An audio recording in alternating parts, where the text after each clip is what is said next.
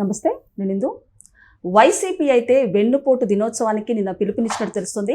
మరి ఈ నేపథ్యంలో జగన్నే తన సొంత పార్టీకి వెన్నుపోటు పొడిచినట్టు తెలుస్తుంది.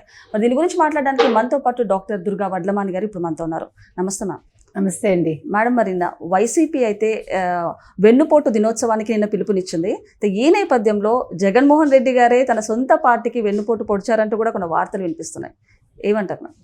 అసలు వెన్నుపోటు దినోత్సవం ఎవరి కోసం ఎవరు చేశారు అది నిన్ననే మాట్లాడాం మనం. ఒక తల్లికి చెల్లికి వెన్నుపోటు పొడిచి ఆ పార్టీని వెన్నుపోటు పొడిచి ఈయన జగన్మోహన్ రెడ్డి అసలు మొత్తం వెన్నుపోటుకి ఏమనాలి, ఒక పేటెంట్ తీసుకోవాల్సింది జగన్మోహన్ రెడ్డి, ఇంకెవరూ కాదు.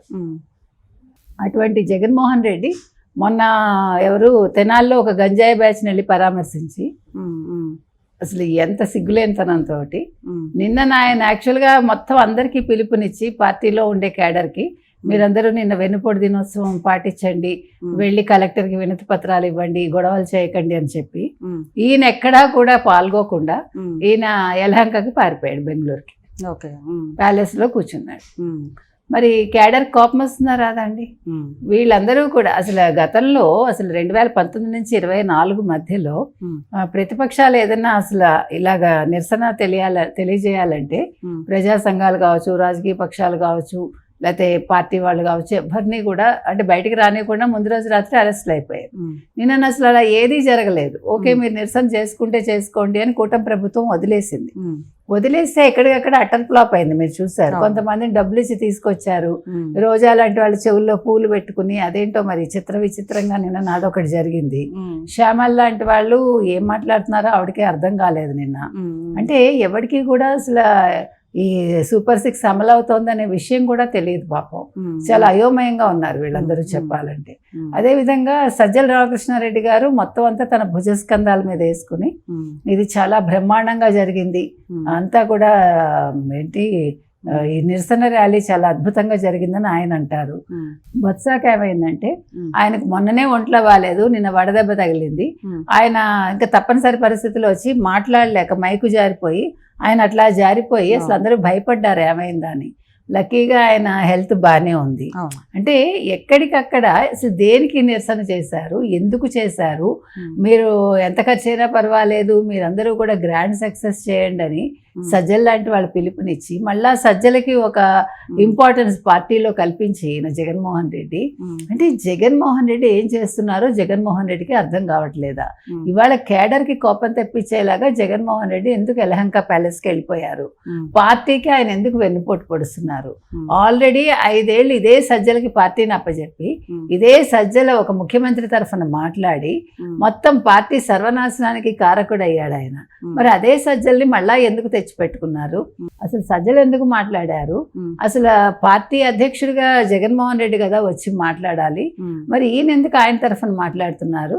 అసలు స్క్రిప్ట్ లేకుండా మాట్లాడలేని వ్యక్తి, స్క్రిప్ట్ ఉన్నా తప్పులు మాట్లాడే వ్యక్తి, చెప్పిందే చెప్పే వ్యక్తి. నేను అసలు మొత్తానికి మనిషి పతా లేరు ఆయన. అసలు ఇవాళ కేడర్ ఎలా ఉందంటే వైసీపీలో అసలు ఈ పార్టీ ఉందా లేదా, అసలు మనకి అధ్యక్షుడు ఎవరు, మన ఈ పార్టీలో ఉండాలా వద్దా అని ఒక స్థితికి ఇవాళ జగన్మోహన్ రెడ్డి తీసుకొచ్చారు. ఈయన వెన్నుపోటు దినం అంటాడు, ఈయన మనకే వెన్నుపోటు పొడిచాడు, సొంత తల్లికి చెల్లికి వెన్నుపోటు పొడిచాడు. ఈయన నమ్ముకుని ఈ పార్టీలో కొనసాగి మనం ఏం చేస్తామని సజ్జల రామకృష్ణారెడ్డి గారు ఈ మాట కూడా అన్నారు మేడం. అంటే స్క్రిప్ట్ ఉంటే చాలు, ఆధారాలు లేకపోయినా అందరినీ అరెస్ట్ చేస్తారు. అలాగే కూటమి ప్రభుత్వం వచ్చాక వ్యవస్థ మొత్తము చంద్రబాబు నాయుడు గారు నాశనం చేశారంటూ కూడా నిన్న పేర్కొన్నారు. అంటే స్క్రిప్ట్ ఉంటే అంటే స్క్రిప్ట్లు మీకు కదా కావాలి. కూటమి ప్రభుత్వంలో ఎవరు స్క్రిప్ట్లు పెట్టుకుని మాట్లాడటం లేదుగా. ఇప్పుడు ఆధారాలతోటి అరెస్టులు చేస్తున్నారు తప్ప మీలాగా 41A నోటీసులు ఇచ్చి అరెస్ట్ చేయలేదుగా. 41 నోటీసులు ఇచ్చినా కూడా పిలిచి విచారించి వదిలేశారు ఈ ప్రభుత్వం వచ్చాక. కానీ గత ప్రభుత్వం 41A నోటీస్ ఇచ్చి వాళ్ళని చెత్త బండిలోనో మరో బండిలోనో ఎక్కి రాష్ట్రం అంతా తిప్పి ఎక్కడో వాళ్ళని వదిలేసి లేదా అరెస్ట్ చేసి వాళ్ళ నానా బాధలు పెట్టి రఘురామకృష్ణరాజు గారిని అయితే 120 నుంచి 120 సార్లు కాళ్ళ మీద కొట్టి ఇవన్నీ వాళ్ళు మాట్లాడాలి. సజ్జల రామకృష్ణారెడ్డి మాట్లాడుతుంటే చాలా హాస్యాస్పదంగా ఉంది చెప్పాలంటే. ఎందుకంటే ఒక అధ్యక్షుడు మాట్లాడాల్సిన మాటలు మీరు మాట్లాడటం ఏంటి? ఒక జగన్మోహన్ రెడ్డి పార్టీని నడుపుతున్నాను అనుకుంటూ వైసీపీ తరఫున ఆయన మాట్లాడకుండా సజ్జల్ని మాట్లాడించడం ఏంటి? ఇప్పుడు సజ్జలు ఏం కోరుకుంటున్నాడు? అందరూ జైలుకి వెళ్ళిపోతే నేను ఒక్కడనే ఈ పార్టీ బాధ్యతలు తీసుకుంటాను ఆయన అనుకుంటున్నారా? లేదు, సజ్జలు కూడా జైలుకి వెళ్ళిపోతే ఇంకెవరు నెక్స్ట్ ఈ పార్టీని తీసుకుంటారు చేతుల్లోకి? అసలు ఈ పార్టీ మనుగడ ఏంటి? ఇన్ని ప్రశ్నలు వస్తున్నాయి. ఏది ఏమైనా నిన్న చేసిన నిరసన కార్యక్రమం ఏదైతే ఉందో వెన్నుపోటు దినం అని వాళ్ళు అంటున్నారు, కానీ వాళ్ళే వెన్నుపోట్లు పొడుచుకుని వాళ్ళ పార్టీలో వాళ్ళకి వెన్నుపోట్లు పొడిచి ఇప్పుడు ఇవాళ రాజకేశ్వరరెడ్డి వ్యవహారం మీరు చూసారంటే, ఇప్పుడు ఒక విజయసాయిరెడ్డికి వెన్నుపోటు వాళ్ళే పొడుచుకున్నారుగా. అసలు విజయసాయిరెడ్డి వాళ్ళు ఇవాళ డబ్బులు సంపాదించుకున్నాడు జగన్మోహన్ రెడ్డి. 43,500 కోట్లు డొల్ల కంపెనీల ద్వారా తెచ్చిపెట్టింది విజయసాయిరెడ్డి. అటువంటి విజయసాయిరెడ్డికి వెన్నుపోటు పొడిచి పార్టీలోంచి పంపించాడు. నెక్స్ట్ ఇప్పుడు ఒకళ్ళకొకళ్ళు తెలియకుండా వెన్నుపోట్లు పొడుచుకుంటున్నారు. ఇప్పుడు రాజకేశ్వర రెడ్డి ద్వారా ఎంతమంది వెన్నుపోట్లకు గురయ్యారు. అదేవిధంగా వీళ్ళందరూ కూడా ధనంజయ రెడ్డి కావచ్చు, కృష్ణమోహన్ రెడ్డి కావచ్చు, తర్వాత బాలాజీ గోవిందప్ప కావచ్చు, వీళ్ళ నలుగురు కూడా ఎవరు జగన్మోహన్ రెడ్డి వెన్నుపోటుకు గురైన వాళ్ళే. అంటే మీరు చేయకపోతే మిమ్మల్ని చంపుతామనో లేదు మీ కుటుంబాన్ని ఏదో చేస్తామని బెదిరిస్తేనే వాళ్ళు వచ్చినట్టు అర్థమవుతుంది. ఎందుకంటే గిరి అని ఒక కానిస్టేబుల్ నేను నోరు విప్పితే నాకు రక్షణ ఉండదు, నాకు నా ప్రాణాలకు ముప్పు అని చెప్పాడంటే దాన్ని బట్టి మీకు అర్థమవుతుంది కదా ఏది వెన్నుపోటు పొడిచిన పార్టీ, ఏది ప్రజలకు వెన్నుపోటు పొడిచిన పార్టీ అనేది క్లియర్ కట్గా అందరికీ తెలుస్తోందండి. వైసీపీని అది ముఖ్యంగా జగన్మోహన్ రెడ్డి అనేది క్లియర్ కట్గా అందరికీ అర్థమైంది. సో మేడం, మరి అంటే గంజాయి మత్తులో ఎన్నో రేపులు జరిగాయి, ఎన్నో కిడ్నాప్లు జరిగాయి. అలాంటిది ఈ గంజాయి బ్యాచ్ని కానివ్వండి, అలాగే రౌడీ షీటర్లని బ్యాచ్ అయితే నిన్న జగన్ గారు పరామర్శించారు.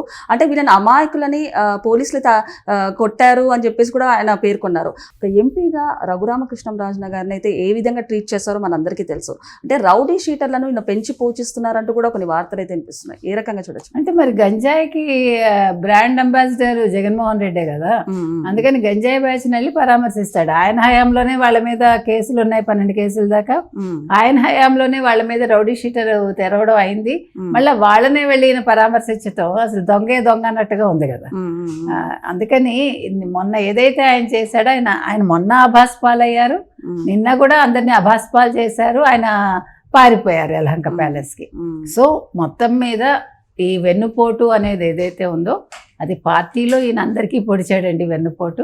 కుటుంబంలోనే కాకుండా పార్టీ పరంగా కూడా అందరికీ వెన్నుపోటు పొడిచిన వ్యక్తిగా చరిత్రలో నిలిచిపోయేది ఎవరంటే వైఎస్ జగన్మోహన్ రెడ్డి. సో మరి అంటే వీళ్ళైతే వైసీపీ వాళ్ళు వెన్నుపోటు దినోత్సవం అయితే చేసుకుంటారు. అయితే కూటమి ప్రభుత్వం కొంతమంది అయితే అంటున్నారు, అంటే చెల్లిని నెట్టేసిన రోజు కాబట్టి ఇది గొడ్డలిపోటు దినోత్సవం అంటూ కూడా కొంతమంది టీడీపీ కార్యకర్తలు అయితే పేరు. అంటే చెల్లిని బయటికి పంపించాడు, చెల్లి దగ్గర ఆస్తి కొట్టేశాడు ఈయన. బాబయ్య గొడ్డలిపోటు కాబట్టి అన్ని పోట్లు, ఓ గొడ్డలి పోటు, ఓ చెల్లికి వెన్నుపోటు, ఓ తల్లికి వెన్నుపోటు, 3 కలిపి నిన్న ఆయన ఒక వెన్నుపోటు దినోత్సవం జరుపుకున్నాడు. ఆయన పనిలో పనిగా మొత్తం క్యాడర్కి కూడా వెన్నుపోటు పొడిచాడు ఆయన వైసీపీలో. ఓకే మేడం, నమస్తే.